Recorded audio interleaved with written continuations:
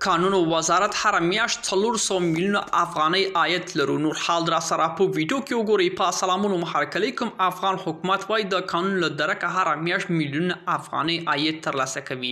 د قانون او پټرولیم وزارت وایي چې دوی هر میاشت د قانونو استخراج په تیره بیا د ډبرو سکور صادراتو له درکه 300 تر 400 میلیون افغانۍ عاید ترلاسه کوي.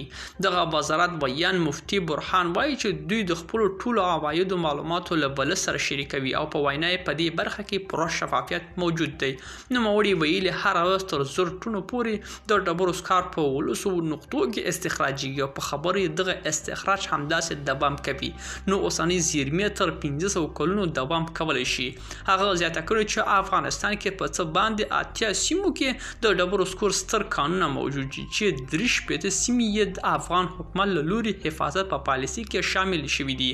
ملګرو دا و زموږ چمتو شوی ویډیو که ستاسو دې ویډیو په اړه کوم نظر پیشنهاد لرئ موږ سره په کومنټونو کې شریک کړئ او د لا ښکلو ویډیوګانو لپاره له موږ سره پاتې شئ. تر بیا ښې چارې.